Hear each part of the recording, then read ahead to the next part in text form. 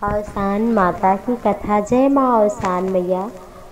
औसान देवी की पूजा सामग्री इस प्रकार है। सवाया चना गुड़ मीठा 300 ग्राम प्रत्येक के लिए, और ताज़ा फूल, सिंदूर, कलश, घी, बत्ती, दीपक, अगरबत्ती और पाट, सफ़ेद मिट्टी, चूड़ी, बिंदी, पान।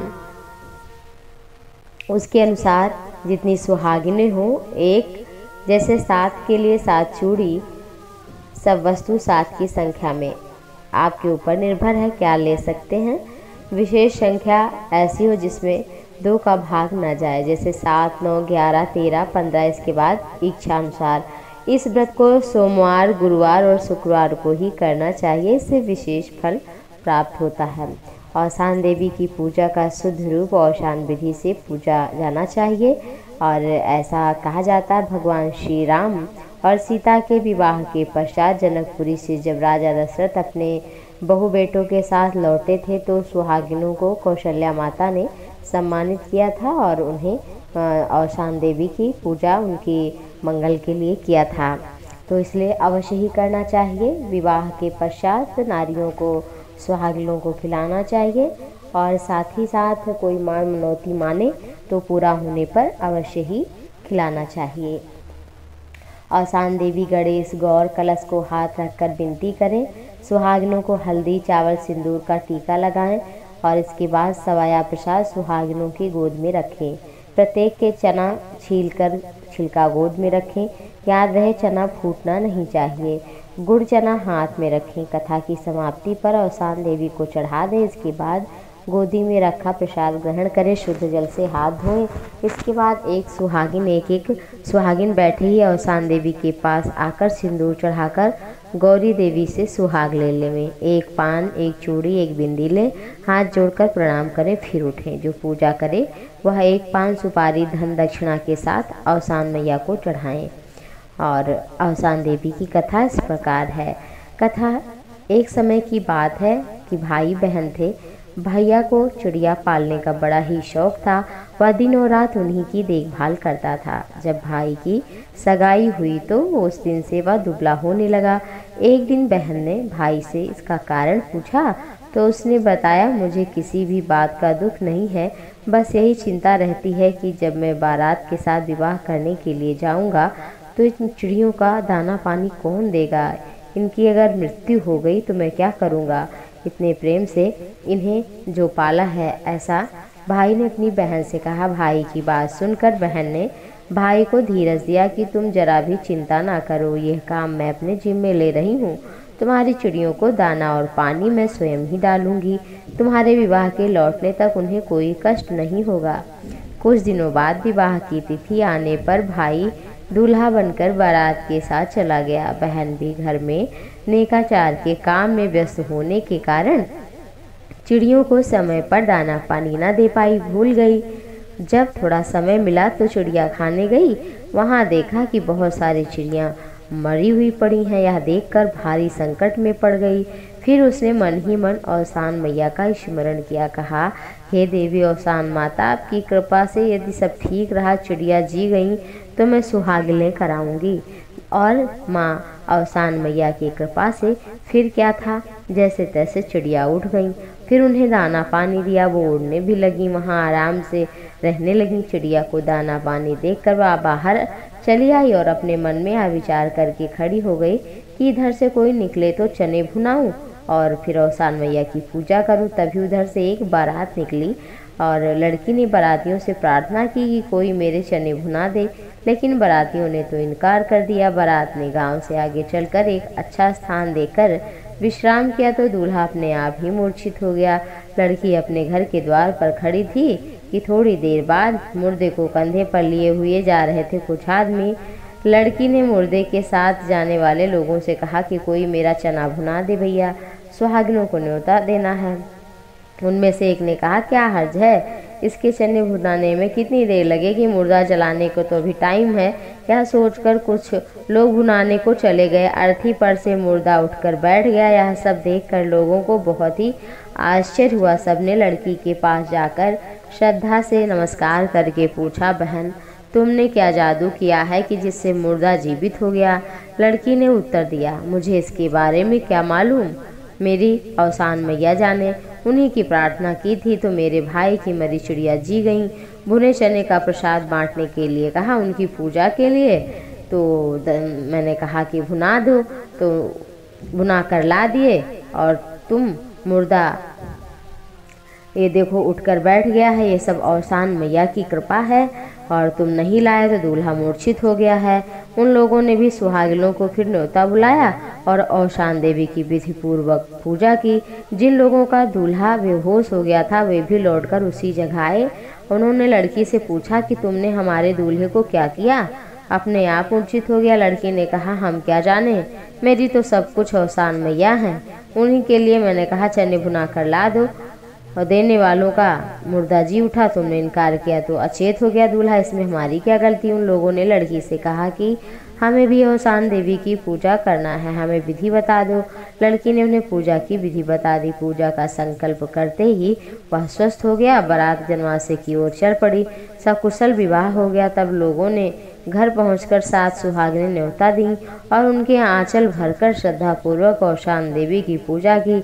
इधर जब लड़की का भाई विवाह करके लौटा तो लड़की की माता ने भी औसान मैया की बहू के साथ पूजा की, सुहागिनों को न्योता दिया। तभी से विवाह के बाद औसान देवी और सुहागिनें खिलाने का प्रचलन हो गया। इसलिए अवश्य ही सुहागिनों को भोजन कराना चाहिए। उन्हें चना, लैया, गुड़ या कोई मीठा प्रसाद इत्यादि उन्हें सम्मान के साथ खिलाना चाहिए। बोलो औसान मैया की जय। दूसरी कथा इस प्रकार है। भारत में क्षत्रिय कुल के एक राजा थे, उनका नाम था विक्रम। उनकी एक लड़की थी। वो लड़की 12 वर्ष की हुई तो राजा ने उसके विवाह के लिए सोचा। दूसरे राज्य के राजा के यहाँ एक पुत्र था। वह राजा विक्रम को अपनी लड़की के लिए योग्य लगा। राजा का दूत संदेशा लेकर गया और विवाह तय कर दिया। नियत तिथि पर लड़की का विवाह धूमधाम से संपन्न हुआ। दहेज में राजा ने हाथी, घोड़े, धन दौलत सभी कुछ दिया और बारात विदा कर दी। बारात के साथ राजा ने अपने गुप्तचर भी भेजे कि बाराती क्या कहते हैं पता लगाना। रात को विश्राम के लिए बारात एक निर्जन स्थान पर रुकी। कर्मचारी लोग हाथी घोड़े बांधने लगे। जब खूंटे की जरूरत पड़ी तब राजा ने कहा कि खूंटी नहीं है। तब राजा ने कहा कि क्या दिया, जानवरों को बांधने के लिए खूंटी तक नहीं दी। यह बात लड़की के पिता ने गुप्तचरों से सुनी। गुप्तचरों ने लौटकर अपने राजा को बताया कि लड़के के पिता ने कहा कि खूंटी तक नहीं दी। यह बात सुनकर राजा के अभिमान को ठेस लगी। वह अपमान से आग बबूला हो गया। इतना सब देने के बाद भी शिकायत कर रहे हैं, मैं यह अपमान नहीं सहन कर सकता। फौरन रानी को बुलाकर कहा कि आज के बाद स्कूल में अगर कन्या पैदा होगी तो उसे मार डाला जाए या मेरा आदेश है। रानी ने सिर झुकाकर आज्ञा पालन की स्वीकृति दी। रानी के 4 पुत्रियां हुई, चारों को मार दिया गया। इसके बाद रानी के एक पुत्र पैदा हुआ। जब वह बड़ा हुआ तो समझदार हुआ। उसने अपनी माँ से कहा कि सबकी बहन होती हैं, राखी बांधती हैं, मेरी कोई बहन नहीं है। तब माँ ने बताया कि तुम्हारे पिता का फरमान है कि राज परिवार में कोई कन्या पैदा होगी तो उसे मार डाला जाए। ऐसा बताते हुए रानी रोने लगी। तब राजकुमार ने कहा, माँ अब कोई कन्या होगी तो उसे मारना नहीं, मैं उसकी रक्षा करूँगा, पिता को समझा लूँगा। राजकुमार के कहने के अनुसार रानी ने कन्या को जन्म दिया। जन्म के बाद रानी ने कन्या को गुप्त रूप से छिपा कर रखा और उसकी परवरिश की। जब कन्या 12 वर्ष की हुई तो अचानक राजा की दृष्टि उस कन्या पर पड़ी। उसने रानी को बुलाकर पूछा कि यह कन्या किसकी है। रानी ने कहा कि ये आपकी कन्या है। इतना सुनकर राजा ने डांट कर कहा कि किसकी आज्ञा से महल में है, मेरी आज्ञा को तोड़ा, इसका फल तो मिलेगा। रानी ने कहा कि राजकुमार के कहने से मुझे ममता के कारण ऐसा करना पड़ा। रानी की बात सुनकर राजा ने दरवाजे के बाहर एक बोर्ड लगवाया जिसमें लिखा था, जिसने इस राजकुमारी को जिंदा रहने की आज्ञा दी है वह इस लड़की को लेकर मेरे राज्य से चला जाए। जैसे ही राजकुमार खेलकर अंदर जाने लगा तो द्वारपाल ने राजा से कहा और राजकुमार से कहा कि पहले बोर्ड पढ़ लो फिर अंदर जाओ। बोर्ड पढ़कर राजकुमार अपनी बहन का हाथ थामकर जंगल की ओर निकल पड़ा। एक जंगल में वह कुटिया बनाकर रहने लगा। राजकुमार खुशिगार पर खेलने जाने लगा। बहन कुटिया में रहती थी। उसके मन बहलाने के लिए भाई ने पक्षी, चिड़ैया, कबूतर, मुनैया ला दिए। बहन उनके साथ खेलती, अपना मन बहलाती, समय काटती। एक दिन वह खेलते खेलते दाना पानी देना भूल गई। जब शाम हुई तो उसे याद आया जब तक चिरैया मुनैया भूख से व्याकुल हो जमीन पर गिर पड़ी और कुम्हला गई। यह देखकर बड़ी परेशान हो गई। अगर इनको कुछ हुआ तो भाई नाराज हो जाएगा, फिर मैं कहाँ जाऊंगी। विचार आते ही रोने लगी। ऐसे ही व्याकुल अवस्था देखकर अवसान मैया एक बुढ़िया का वेश धारण करके उसके पास आकर पूछने लगी, बिटिया क्यों रो रही हो। उसने सारी कहानी माताजी को बता दी। माँ ने कहा, रो मत, तुझे अवसान देवी का व्रत करने का विधि बताती हूँ। इस व्रत को करने से दुख दूर होगा। माता ने कहा, विधि इस प्रकार है, 1.25 रुपया सवैया ही करते हैं। 7 सुहागिनों को न्योता देते हैं। उन्हें सवाया गुड़ चना मिठाई देकर अवसान देवी का नाम लेकर खिलाते हैं। ऐसा संकल्प करते ही चिरैया मुनैया ठीक हो गई। राजकुमारी ने सवाया का संकल्प बोल दिया। बोलते ही जब चिरैया मुनैया ठीक हो गई, अचंभा देखकर राजकुमारी तुरंत 1.25 पैसा लेकर सड़क पर खड़ी हो गई। कोई निकले तो चना गुड़ मिठाई मंगा लो। इतने में एक बाराती वहां से निकल रही थी और उसके पास पहुंची। कहने लगी, भैया सुहाग का चना भुना ला कर दो। बाराती उसे पगली समझकर अनसुनी कर आगे बढ़ गए। कहते हैं जब तक शादी का मुहूर्त यह कहते ही जब तक शादी का मुहूर्त निकल जाएगा। इतने में कुछ लोग दिखे जो मुर्दे को स्मशान ले जा रहे थे। राजकुमारी उनके पास पहुंची। बोले, मेरा सुहाग चना भुना दो, सुहागिनें खिलाना है। उन्होंने सोचा कि थोड़ी दूर जाकर मुर्दे को रोकना ही है तो यहीं पड़ाव डाल देते हैं, जब तक जल्दी चना भुना कर दे आऊँ। वह पैसा लेकर चना भुनाने चला गया। ज्यों ही चना फूटने लगा त्यों ही इधर मुर्दा जिंदा हो गया। सभी आश्चर्य में हो गए। बोलने लगे, देवी क्या किया, मुर्दा जिंदा हो गया। तब राजकुमारी ने कहा, अवसान मैया की कृपा है, उनकी महिमा थी। उनका जो काम आपने किया इसी कारण जिंदा हुआ, इसमें मेरा क्या। आगे कुछ बाराती भला बुरा कहने लगे कि कुविचार में ही दूल्हा बेहोश होकर गिर पड़ा और तुमने क्या किया जो हमारा दूल्हा मुरझा गया।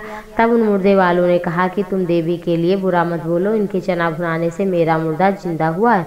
तुमने इनकार किया इसलिए दूल्हा बेहोश हो गया।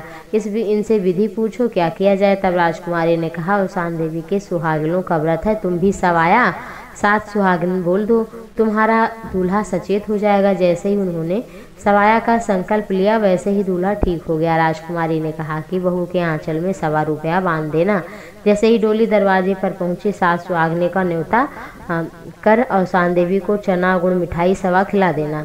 तब बहू को अंदर ले जाना, देवी के इस व्रत को भुलाना नहीं। जैसे ही डोली पहुंची, 7 सुहागिनों को न्योता दे जिमाया और अवसान देवी की पूजा की और सबने हाथ जोड़कर प्रार्थना की, हे अवसान मैया, सबके सुख को बरकरार रखो, दुख को सुख में बदल दो। हे माता, आप अपनी कृपा सबके परिवार पर बनाए रखो। जो आपकी पूजा करे, आराधना करे और मंगल गीत गाए, हे माता उस पर अपनी कृपा बनाए रखना। अवसान मैया की कथा जो भी सुनता है, सुनाता है, उसकी सभी मनोकामनाएं पूर्ण होती हैं। जो मन में संकल्प मात्र कर लेता है और मनोकामना पूरी होने पर सुहागिनों को खिलाता है, उस पर माता अवसान की कृपा बनी रहती है, उसके परिवार पर बनी रहती है। धन धान्य पुत्र पौत्र से पूर्ण रहता है उसका परिवार। बोलो अवसान मैया की।